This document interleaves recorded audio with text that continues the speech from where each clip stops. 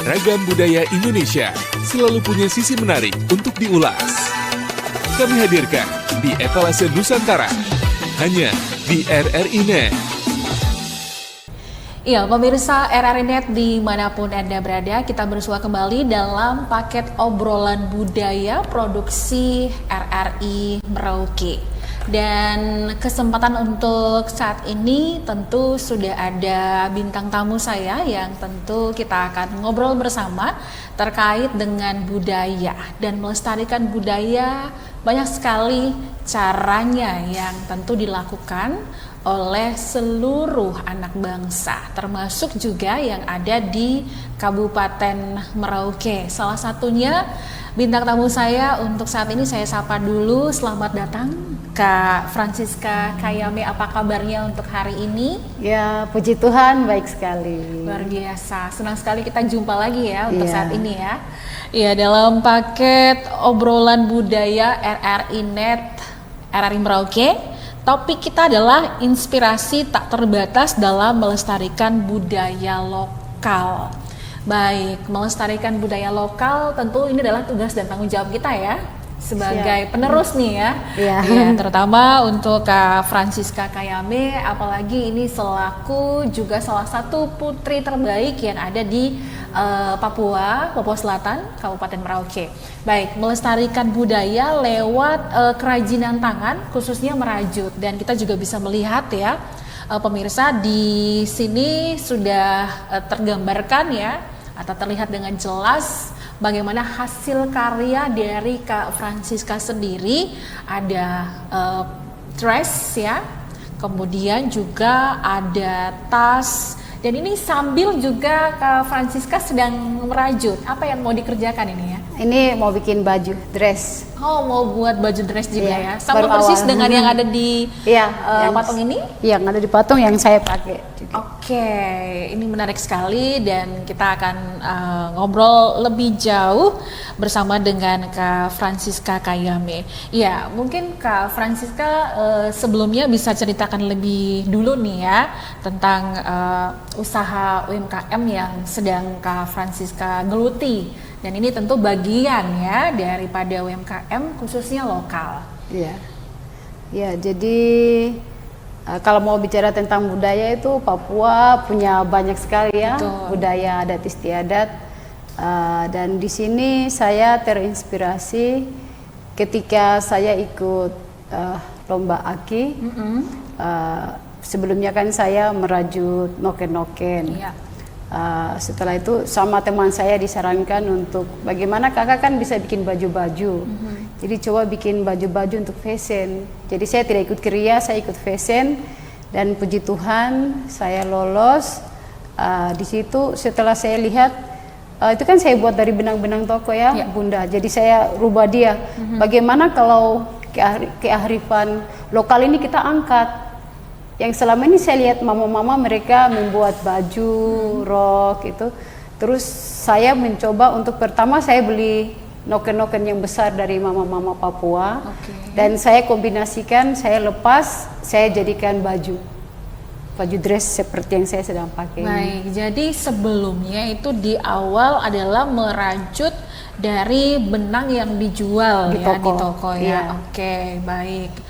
Dan itu sejak tahun berapa mulai? Saya mulai merajut dari 2009. 2009. Sudah 16 tahun. Wow, sudah sangat lama ya? Sangat lama sekali. Iya, terinspirasinya ketika melihat bahwa ini kayaknya di daerah saya sendiri ada banyak bahan-bahan alami yang bisa dipergunakan. Itu sejak kapan? Itu setelah saya ikut lomba aki. Itu kemarin. Tahun berapa itu? 2003 kemarin. Oke. 2023. 2023 ya. 2023. Iya. Jadi ini sedang ditekuni sampai saat ini ya. Iya, puji Tuhan sudah banyak baju-baju rajutan benang toko maupun kulit kayu sudah banyak. Baik, ini dikerjakan sendiri atau ada bersama dengan teman-teman lain? Kami punya kelompok, yaitu kami punya sanggar. anak-anak sanggar saya ini mereka membantu, cuma mereka membantunya di bagian rajutan noken-noken saja. Kalau baju-baju saya sendiri. Oke. Ya, sementara belum diajar sama anak-anak ini. Saya jadi tertarik ini, kira-kira butuh berapa lama ya untuk merajut dress ya? Dan ini bahannya sendiri kita juga ingin ketahui. Bahan alami dari apa ini ya? Tapi sebelumnya saya juga ingin bertanya sama Kak Francisca dulu, tertarik untuk melestarikan ya yang namanya budaya lokal ini melalui karya yang berasal dari bahan alami. Oke, ini tentunya juga sangat kita harus ketahui ya. Oke, inspirasinya seperti apa, lalu juga pasti ada semacam cita-cita ya yang ingin juga menjadi sebuah karya yang diwujudkan gitu ya. Jadi awal mulanya ketika saya bisa rajut dari benang-benang toko Bunda, saya ingin coba untuk kulit kayu ini kita lestarikan juga. Di situ pertama saya dengan ada beberapa mama saya suruh coba antar saya Kak, kita cari kulit kayu nih Bunda. Terus kita cari itu di hutan bagian Sota lewat ke sana. Wow. Di hutan Bunda. Sota lewat ya. Iya, berarti Sota lewat. Cukup lumayan jauh nih ya. Lumayan jauh, sekitar 100 kilo dari sini. Kami masuk ke hutan, kami ambil kulit-kulit kayu, kita tebang pohon dulu.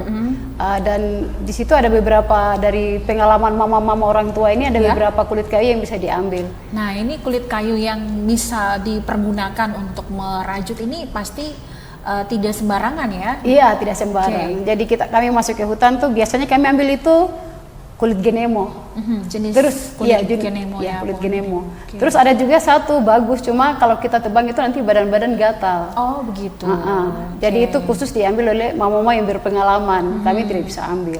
Baik, jadi kalau dari Kak Francisca sendiri mengambilnya itu khusus untuk kulit genemo. Kulit genemo ya. Nah, itu prosesnya seperti apa? Mungkin boleh diceritakan juga nih buat kita ketahui. Jadi kenapa sampai harga baju atau noken yang kami buat ini mahal Bunda? Itu mahalnya di ceritanya ini. Cerita untuk memprosesnya. Memprosesnya ini yang mahal Bunda bikin. Jadi Bunda setelah kami berjalan sekitar 100 kilo dari kota, kami mulai masuk ke hutan. Itu kami cari pohon genemo ini. Setelah kami dapat pohon genemo, kami tebang, kami ambil kulit-kulitnya, daunnya kita ambil untuk sayur. Terus kulitnya kami potong, ambil, bawa pulang ke rumah. Di rumah itu kami rendam selama 1 atau 2 minggu dalam kali atau air yang mengalir begitu. Setelah itu kami ambil, terus kami mulai pukul-pukul kulitnya sampai tinggal serat-serat di dalamnya. Yang di luarnya sudah lepas, tinggal serat di dalamnya. Kami jemur kurang lebih 2 sampai 3 minggu kalau cuacanya bagus. Setelah itu baru kami mulai ambil satu-satu, kemudian dipintalah di atas paha kita ini. Tidak pakai mesin. Jadi tapi kalau saya sendiri Bunda, saya masih belum bisa pintal karena itu harus orang-orang khusus, orang-orang tua. Yang anak-anak lagi proses latihan. Berarti ini bekerja sama dengan mama-mama yang ada di kampung sana ya? Iya, mama-mama yang di kampung, di kota juga. Jadi Bunda saya biasanya ada beberapa mama-mama yang mereka bawa hasil rajutan mereka, suruh, aduh Bunda, tolong Kak, kita tidak punya beras. Jadi mereka titip kasih rajutan mereka, saya taruh untuk jual, saya kasih mereka beras atau uang, tapi cicil bayarnya seperti itu. Mereka kan bisa. Jadi pas kebetulan kita ada kendaraan untuk ke bagian hutan sana, jadi kita ambil, mereka bantu pintal, seperti begitu Bunda. Baik, iya. Dan tentunya kita juga ingin ketahui ya, lebih banyak lagi nih ya terkait dengan setelah proses penebangan, kemudian juga tadi yang dilakukan ya, penjemuran dan lain sebagainya, ini di dropnya langsung ke kota gitu ya. Dan sampai di kota apakah memang warnanya asli seperti ini atau mungkin ada modifikasi lagi, ditambahkan perpaduan warnanya seperti itu. Dan juga ini pasti pemirsa kita juga ingin ketahui ini ya, pohon genemo ini seperti apa gitu ya, atau mungkin bahasa Indonesianya kalau melinjo ya. Melinjo, kalau jadi di Jawa bilangnya melinjo itu yang biasanya digunakan bahannya atau daunnya itu ya untuk sayur asam ya. Iya, sayur asam benar. Jadi itu kalau kita di sini bilangnya itu pohon genemo. Kalau di secara umum ya bahasanya atau yang lebih lazim dikenal adalah melinjo. Oke. Ini biar semua bisa tahu gitu ya. Jadinya kan bisa dilihat langsung gitu. Oke. Nah, ini kita juga ingin ketahui setelah langsung di drop ke kota ini gimana prosesnya lagi? Kalau sudah sampai di kota, kita perendaman di kota. 1 sampai 2 minggu dalam air. Lumayan lama untuk ya? memisahkan kulit dan serat dalamnya. Nah, setelah itu baru kita penjemuran. Penjemuran kalau cuacanya bagus 2 sampai 3 minggu. Setelah itu dilepas-lepaslah kulit tadi. Dibentuk serat-serat kecil. Kemudian diambil untuk dipintal jadinya seperti begini, Bunda. Ini. Iya, ini Bunda. Mungkin bisa di zoom, bisa dilihat ya. Jadinya hasilnya seperti ini ya. Oke. Kurang lebih. Iya, baik. Jadinya dia tidak terlalu kaku. Kecil juga ya, tidak kaku dan juga ini mudah untuk dirajut ya dengan jarum. Baik. Nah, ini kita juga ingin tahu nih ya, dari hasil rajutannya. Tentu tadi juga Kak Francisca sudah sampaikan bahwa kalau untuk dress sendiri ini berapa lama untuk mengerjakannya? Saya lihat juga ini ada pakai topinya gitu ya. Iya Bunda, jadi proses pembuatannya itu kalau pakai jarum ini saya lebih cepat. Cuma makan ini kulit kayunya, ini benang kulit kayunya itu lebih banyak sekali. Seperti itu ya. Nah, tapi saya cepat, bisa 2 minggu 1 baju. 2 minggu satu baju ya. Tapi kalau pakai yang ini Bunda, ini yang seperti yang saya sedang ini kalau baju yang seperti saya pakai ini bisa 1 bulan. Karena jarumnya juga ya. Masukkan terus kita harus begini-begini, waktunya habis di gulung-gulung. Begitu Bunda. Wow, berarti ada perbedaannya nih ya antara menggunakan jarum yang agak besar dengan ini, yang kecil. Nah, ini apakah juga sama halnya dengan kulit kayu yang digunakan gitu? Apakah lebih banyak ketika pakai yang jarum benang itu banyak yang dipakai? Kalau pakai jarum hakpen ini lebih banyak, benang habis. Ya, benang habis. Iya, tapi jahitannya cepat Bunda. Lebih cepat, tapi benangnya habisnya kurang lebih berapa banyak itu yang dihabiskan? Bunda, ini bisa sampai, kalau macam baju yang saya pakai ini bisa sampai 3 sampai 4 kilo. Wow. Oke. Kalau pakai ini.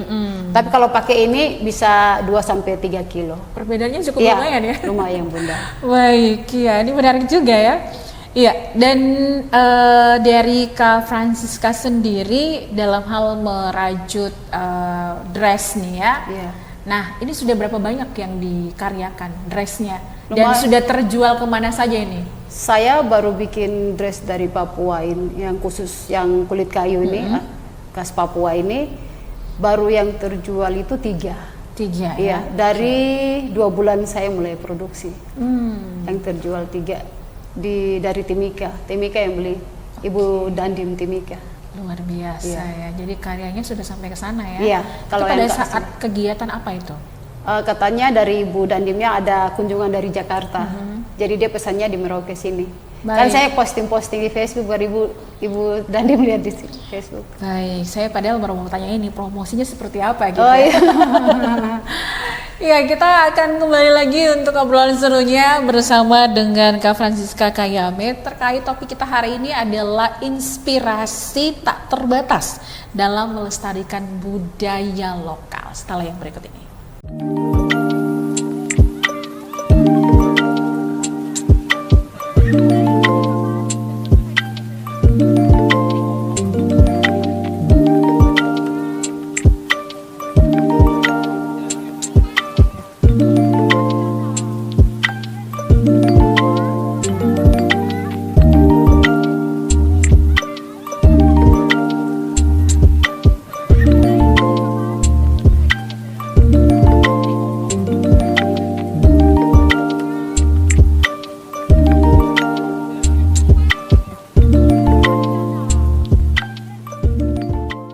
Ya, masih di obrolan budaya RRI Net bersama dengan RRI Merauke, dan tentunya topik kita adalah inspirasi tak terbatas dalam melestarikan budaya lokal bersama dengan perajut lokal kita, yaitu Kak Francisca Kayame. Dan Kak Francisca, ini dari karyanya ya, baik itu yang merajut untuk dari bahan-bahan lokal sama yang rajutannya itu adalah bahan dari pabrikan ya. Iya. Nah, dari dua hasil karya itu condong lebih banyak konsumen itu minatnya mana nih?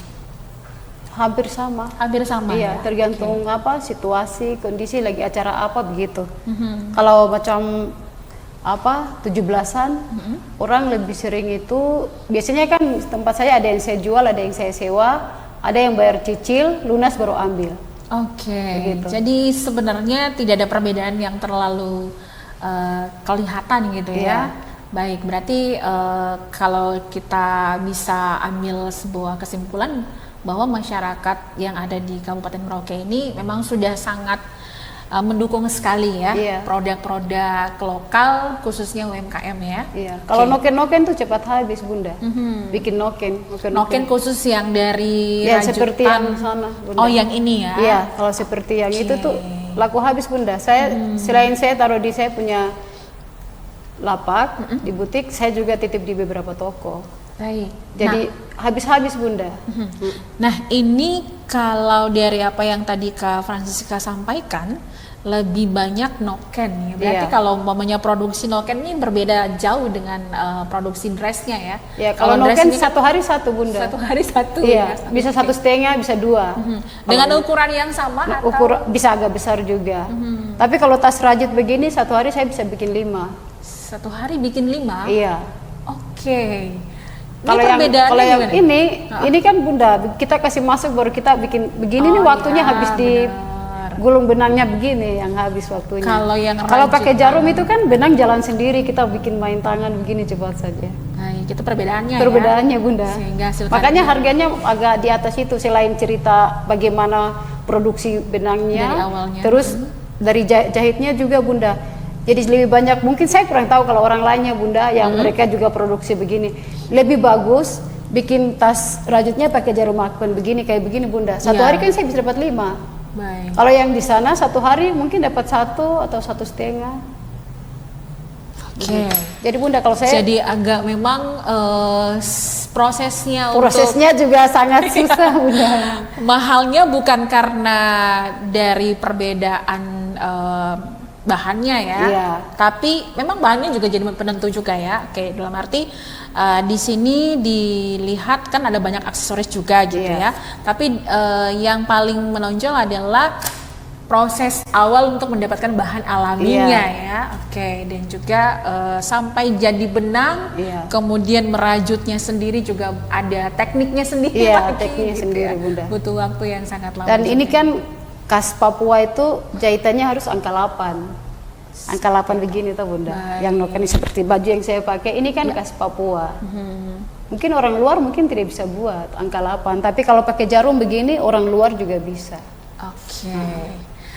Iya, menarik sekali. Nah, kita juga ingin ketahui ya, kalau tadi Kak Francisca sampaikan bahwa tidak ada perbedaan dalam hal peminat atau konsumennya ya, baik itu untuk bahan lokal hasil karyanya maupun juga dari pabrikan. Tapi kita juga ingin ketahui nih, bagaimana caranya Kak Francisca juga nih ya menjaga kualitasnya, karena ini juga jadi penentu kan, ke kualitas dan juga keaslian dari produk UMKM yang tentu nilainya ini juga cukup lumayan mahal. Nah, ini kan orang juga pasti akan lebih melihat kepada kualitasnya dan juga keaslian produknya. Nah, seperti apa nih? Ya, jadi kualitasnya itu Bunda, kalau kita lihat dari kulit kayu ini, kalau biasanya mama-mama mereka datang taruh di saya itu kan seperti noken-noken yang agak besar-besar saya pesan. Terus saya lihat, oh kalau yang ini agak kurang bagus, saya rubah dia, saya desain dia lagi lebih, biar lebih menarik begitu Bunda. Ya. Iya. Nah ini kalau desainnya ini dapat gambaran atau inspirasi dari mana? Apakah mungkin juga ada referensi dari beberapa link YouTube mungkin, atau mungkin inspirasi dia sendiri? Saya terinspirasi sendiri Bunda. Oke. Seperti yang di samping ini Bunda, yang ini, ini kan mama-mama mereka lagi butuh kan, mereka datang taruh di saya cuma baju dengan roknya ini. Nah, terus saya tambah aksesoris ini Bunda. Ini saya yang tambah aksesorisnya ini. Seperti begitu Bunda. Nah, biar lebih menarik lagi.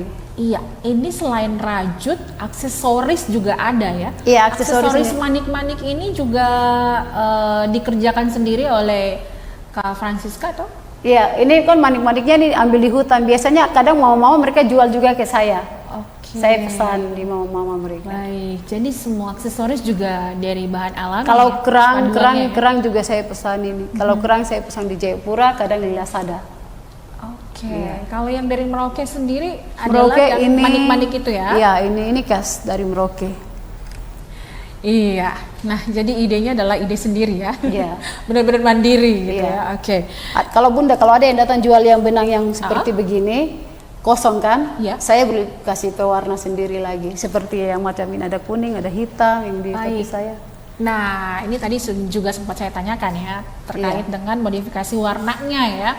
Kalau yang asli adalah warna aslinya begini Bunda. Iya, putih agak krim-krim. Betul. Iya, warna krim.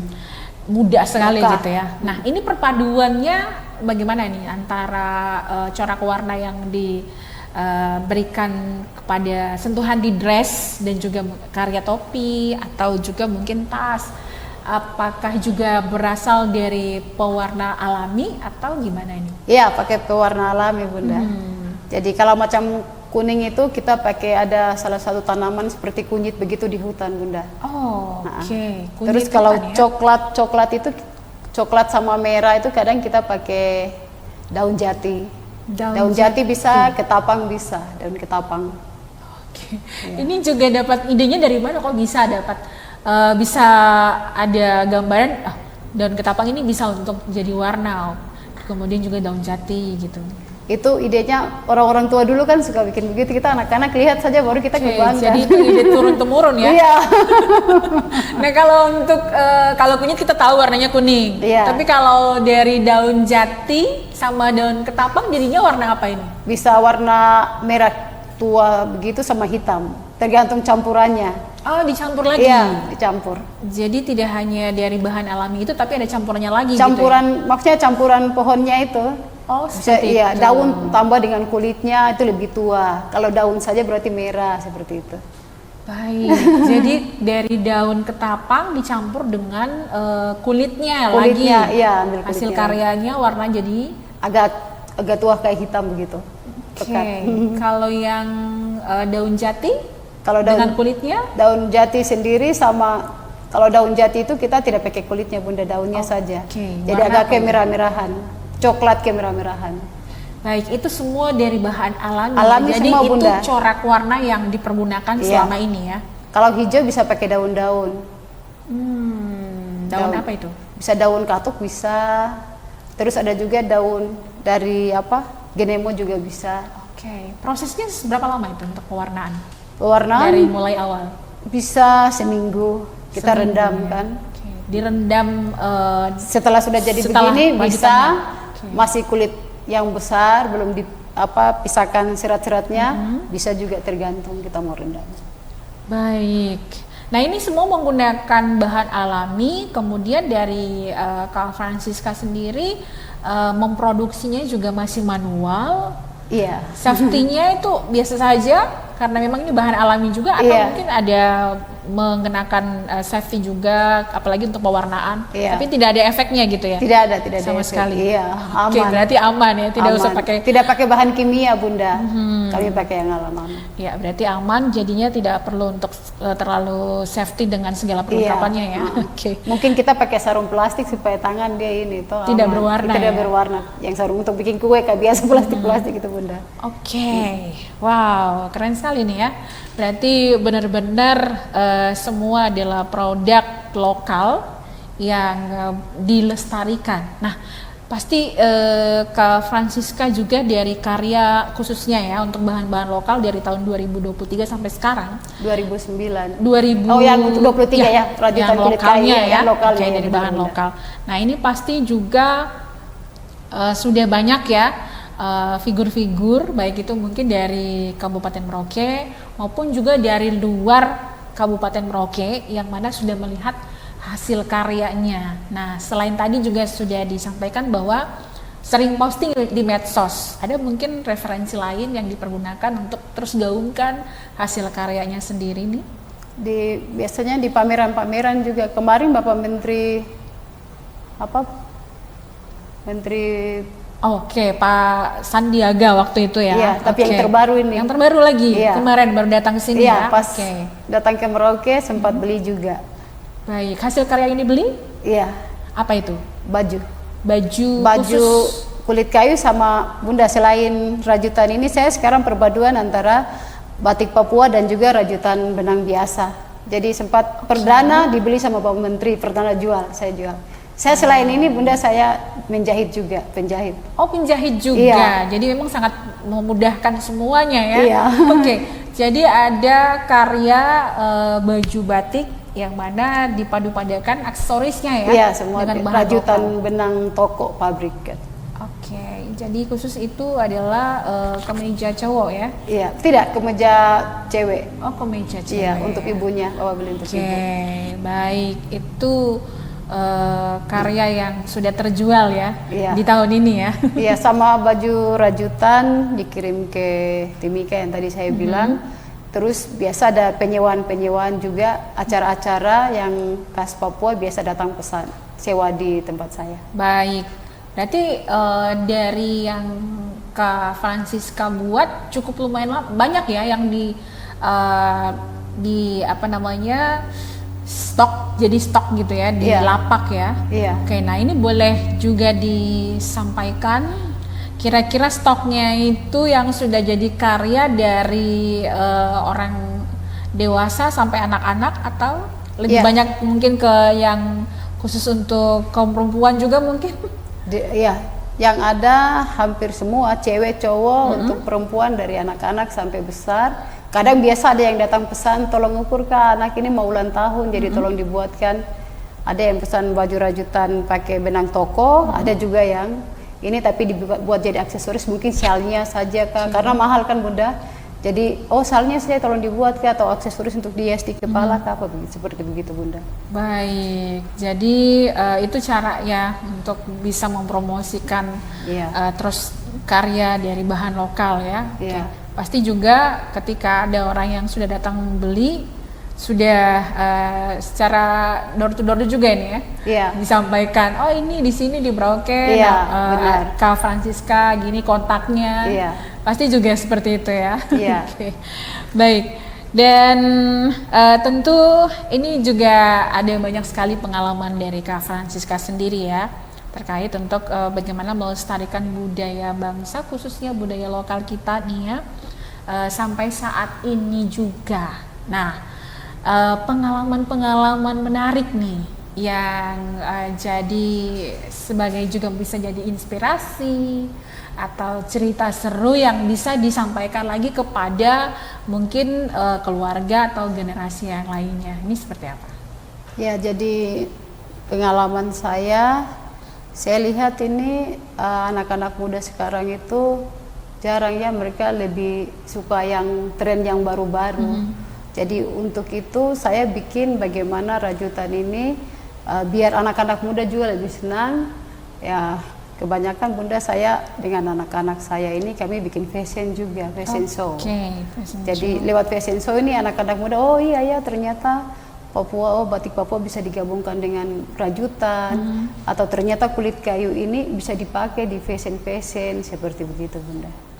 Jadi lihat anak-anak yang semakin cinta dengan yang hal baru dari luar, bagaimana kita buat hal baru tapi dari dalam, yaitu keanekaragaman budaya kita ini.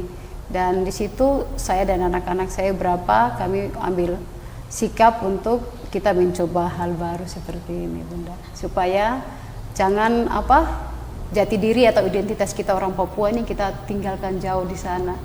Dan kalau kita tinggalkan Bunda, mungkin 10 atau 15 tahun ke depan anak-anak kita, mereka tidak tahu cara merajut seperti begini. Mereka tidak tahu ini, oh dulu orang tua saya, kakek buyut saya pernah pakai begini, tapi bagaimana.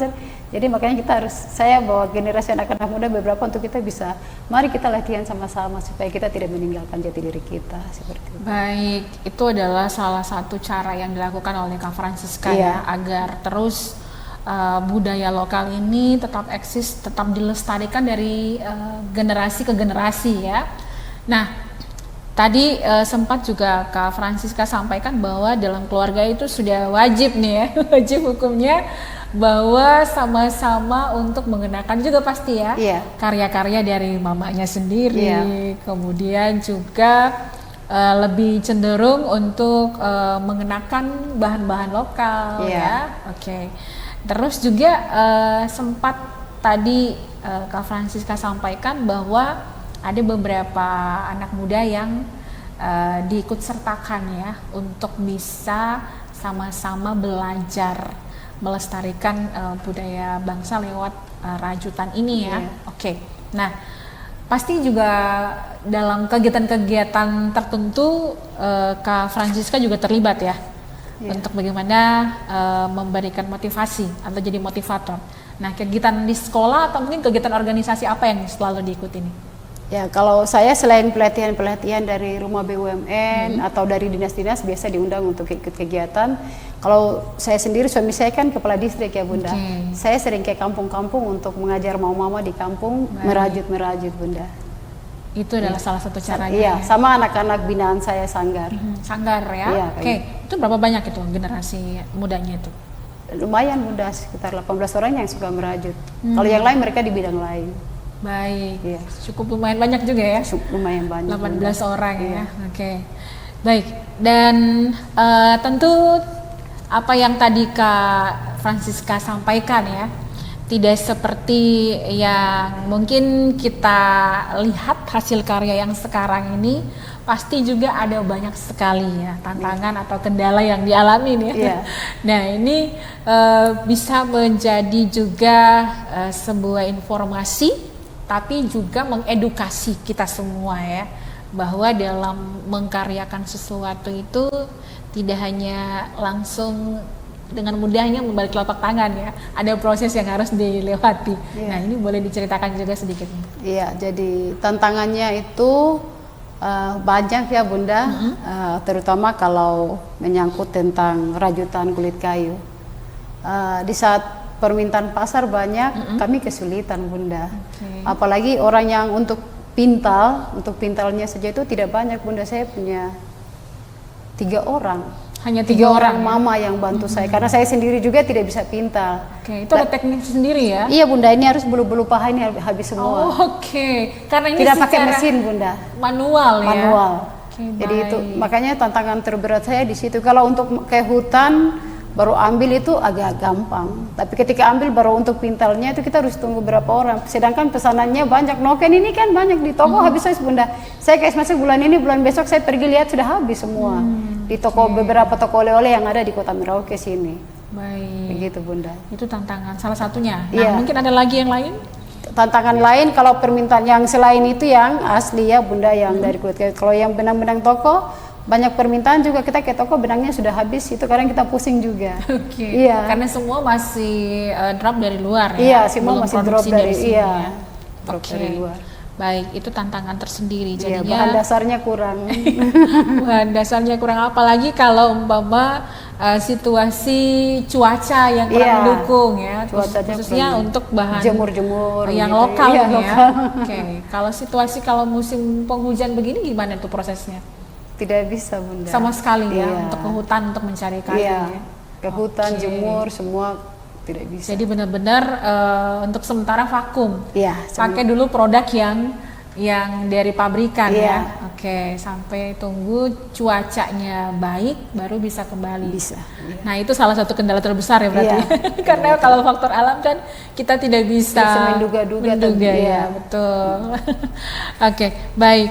Dan tentu karya dari Kak Francisca ini ya adalah karya-karya lokal, juga karya-karya rajutan dari bahan pabrikan ya, yang mana semua masuk dalam UMKM nih ya. Oke.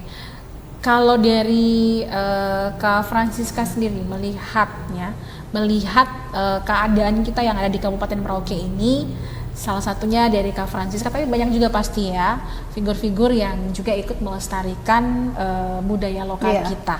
Nah, tanggapannya bagaimana nih? Ya, jadi kalau saya lihat itu di Kota Merauke ini yang biasa bikin rajutan ini banyak, mau Papua banyak, tetapi di situ kita bersaingnya ya sehat saja Bunda.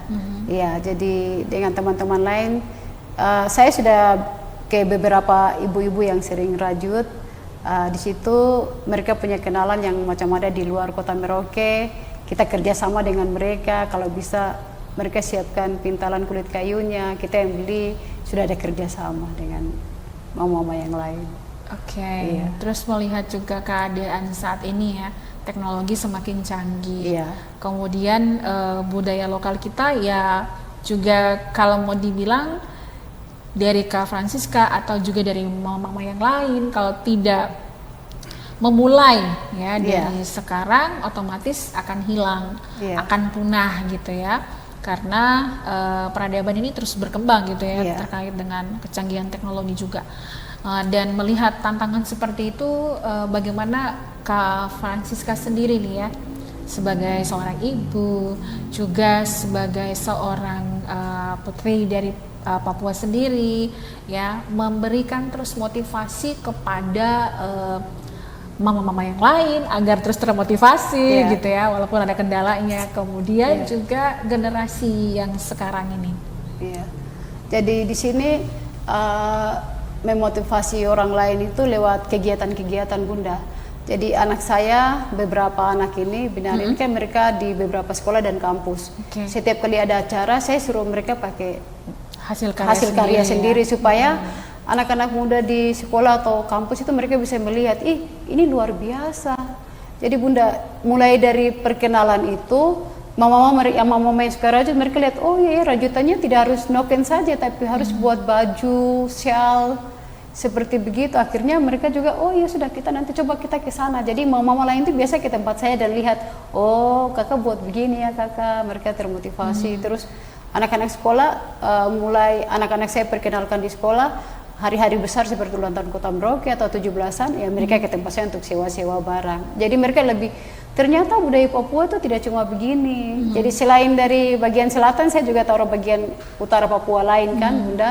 Jadi mereka bisa, oh Papua punya keanekaragaman budaya yang luar biasa.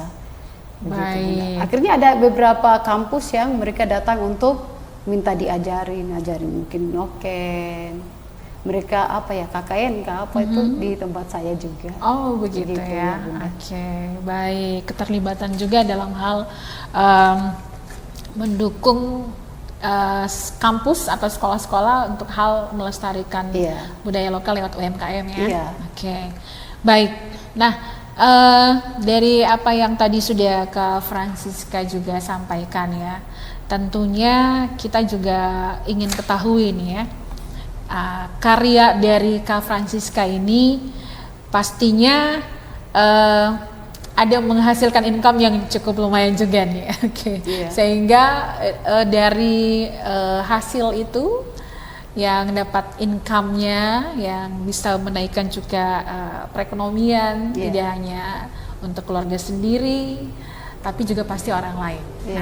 Melihat potensi itu pasti juga terus akan bergelut ya, akan terus berkarya ya. Nah, cukup lumayankah untuk hasil karya mandiri yang dilakukan oleh Kak Francisca ini, khususnya yang dari lokal dulu nih? Iya, jadi puji Tuhan Bunda, hasil dari ini kebetulan untuk dari 3 bulan saya mulai rekrut bagian kulit kayu ini Bunda, yang terjual 3. Dari hasil 3 itu saya belanjakan lagi kembali untuk mengelola, dan puji Tuhan hasil dari itu saya bisa, kan di tempat saya itu kan seperti asrama Bunda. Saya dan suami tangani anak-anak yang kurang mampu. Dan bisa biayai mereka punya beli pakaian sekolah, beli sepatu, buku. Hasilnya dari situ, terus ya tambah ini Bunda. Dan puji Tuhan pemerintah ikut membantu juga dalam hal ini. Wow, luar biasa ya. Jadi khusus untuk yang lokal punya. Itu yang lokal. Kalau yang dari pabrikan sendiri? Pabrikan lumayan karena sudah lama Bunda. Jadi saling melengkapi. Iya, pengiriman sampai keluar, bikin tambah motivasi kita. Jadi yang untuk pabrikan ini anak-anak saya mereka yang mulai geluti di situ, yang saya ajar mereka. Tapi kalau yang kulit kayu baru saya. Kami belum sampai, saya belum ajar anak-anak saya ini.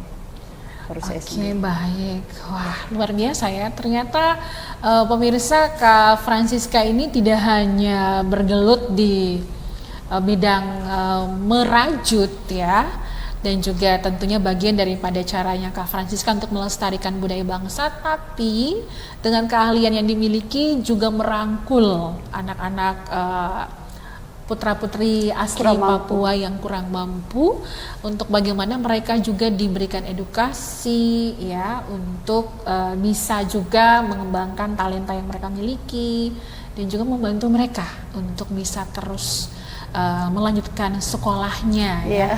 Wow, ini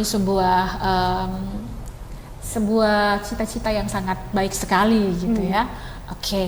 Ya, Kak Francisca, tentu ada juga banyak sekali ya, mungkin teman-teman atau boleh dikatakan yang ada di lingkungannya Kak Francisca nih ya, yang mana mereka juga sebenarnya nih ya ingin terus eksis, berlanjut ya karya mereka, tapi terkendala mungkin dari masalah mengelola keuangan ya, dari hasil karya yang didapatkan itu ya lewat karya itu. Nah ini gimana? Itu karena juga menentukan loh ya. Karena kalau mempunyai manajemen keuangannya ini agak kurang begitu baik, tentu akan berdampak juga dengan keberlangsungan kita punya usaha. Nah kalau dari Kak Francisca sendiri gimana nih caranya? Kita biasanya caranya itu Bunda, saya siapkan bahan-bahannya, benang-benang toko atau ini, baru mereka datang ambil di saya, anak-anak ini, anak-anak binaan. Mereka ambil satu noken itu saya kasih mereka antara 50 sampai 100 lah, begitu. Jadi mereka bikin berapa noken, terus mereka datang antar, itu langsung saya kasih mereka uang, mereka pakai sendiri untuk keluarga. Dan beberapa dari anak-anak binaan ini mereka sudah bisa usaha sendiri juga. Jadi dari saya siapkan bahan dasarnya, mereka yang merajut. Baik. Rajutan mereka juga bagus-bagus. Jadi plusnya ya, mereka mendapatkan ilmu, terus juga mereka mendapatkan pemasukan sendiri ya. Pemasukan sendiri. Ini edukasi yang sangat baik sekali ya.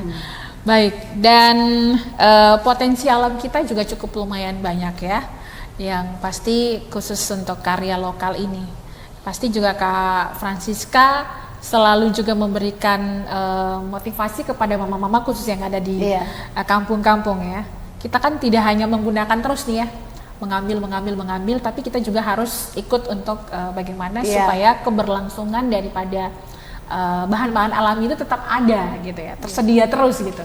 Nah ini bagaimana kalau biasanya Kak Francisca memberikan edukasi, datang di kampung dan juga melihat keadaan daripada alam kita ini? Jadi Bunda, kalau seperti biji-bijian yang begini kan di kampung kan terbuang-terbuang. Jadi di situ ajak mama-mama mereka untuk jadikan tas-tas Bunda, tas-tas cawat-cawat. Akhirnya kan tidak terbuang. Mereka punya hasil sendiri dan mereka bisa jual. Biasanya itu perusahaan-perusahaan mereka yang biasa beli. Biasanya ambil ya? Iya, perusahaan-perusahaan mereka yang beli. Baik, luar biasa. Nah, ini karya yang Kak Francisca tadi juga sampaikan, aksesorisnya ini salah satunya adalah manik-manik ya. Atau mungkin ada juga aksesoris lain yang dipergunakan selain manik-manik dari bahan alami? Iya, manik-manik juga ada, kayu juga anak-anak biasa bikin. Terus buah-buah biji-biji dari hutan ada, kerang-kerang juga. Baik. Nah ini juga semua ada di alam kita yang ada di Kabupaten Merauke ya? Ada. Iya, menarik sekali. Dan saya tertarik dengan noken lagi nih. Iya.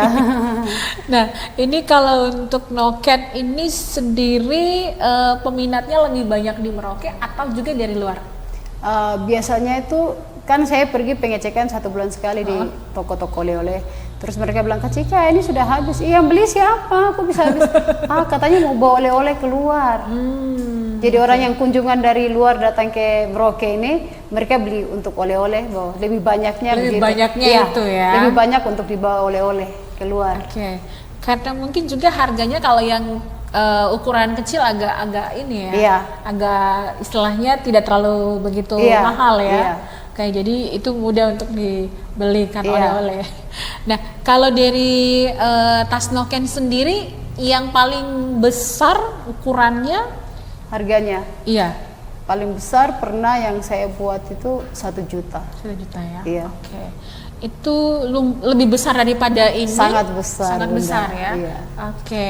Kalau yang kecil kayak gini agak lumayan nih. Iya, 200 sama 2,5 biasanya. Baik. Tergantung aksesoris yang saya gunakan, kerang-kerang dan biji-bijian. Ini kan belum selesai, Bunda. Oh, belum selesai. Iya, saya harus Iya. taruh aksesoris-aksesoris lagi. Baik, saya pikir ini sudah selesai. Tidak, ya. Bunda. Itu yang membedakan penjual yang lain sama saya mungkin ya, mungkin menurut saya. Saya bikin lebih beda, Bunda. Iya, Gantung. ini terlihat sudah sangat cantik sebenarnya. Tapi belum selesai Iya. ternyata ya. Oke, nah ini yang akan mau ditambahkan seperti apa? Tambahkan seperti manik-manik begini, Bunda, dia gantung-gantung lagi. Oh, di bagian depannya? Bagian mulutnya atas ini. Oke, Iya. itu berarti tandanya adalah salah satu karyanya Kak Iya. Francisca ya. Baik. Iya, saya juga jadi cantik sekali ya. Ini bisa untuk dipakai kemana saja, Iya. kemudian juga bisa digunakan untuk mengisi segala keperluan. Ini Muat. bisa melar juga ya? Bisa. Oke. Di atasnya ini pakai tali, Bunda, ini. Ini pakai tali dia. Jadi bisa diikat juga. Oke, baik. Mau kasih sempit ya boleh ikat dia ke sini. Oh, begitu. Iya, ini bisa. Jadi aman, tidak jatuh barang-barangnya. Ini salah satu modelnya ya, Iya. modelnya yang cantik ini ya. Oke. Iya, jadi kalau yang tas noken seperti ini bisa dipakai juga untuk semua atau hanya untuk cewek ini? Semua. Ada yang kalau cowok tidak pakai tali begini. Oh, jadi dia hanya Iya, terbuka biasa iya. ya? Tapi mulutnya agak kecil supaya barang-barangnya jangan jatuh. Oh, betul. Oke. Jadi kalau umpamanya modelnya bisa semua pakai. Iya. Iya, lucu sekali ya, bagus, keren. Baik, dan pemirsa, tentunya obrolan menarik kita untuk saat ini terkait dengan topik adalah inspirasi tak terbatas dalam melestarikan budaya lokal bersama dengan Kak Francisca Kayame. Nah, kita juga ingin berikan kesempatan buat Kak Francisca nih ya, salah satu pelaku usaha UMKM khusus dari Merauke ya, Putri Terbaik Merauke. Nah, yang tentu ingin mengajak semua khususnya yang punya talent yang sama nih dalam hal merajut lebih cenderung kepada bahan-bahan yang berasal dari lokal dan juga hasil karyanya adalah hasil karya lokal. Nah, yang Kak Francisca ingin sampaikan kepada semua perajut nih, silakan. Ya, jadi saya sampaikan kepada teman-teman, mama dorang, anak-anak muda yang lagi berusaha membuat atau sudah berjalan usahanya, jangan pernah menyerah, tetap semangat karena apa yang ada sama kita yang Tuhan percayakan yaitu untuk melestarikan kita punya budaya. Itu sudah yang kita mulai dari kecil sampai ke hal-hal yang besar nanti Tuhan tambahkan. Jadi tetap semangat teman-teman, walaupun ada kendala, kita tetap semangat. Terima kasih.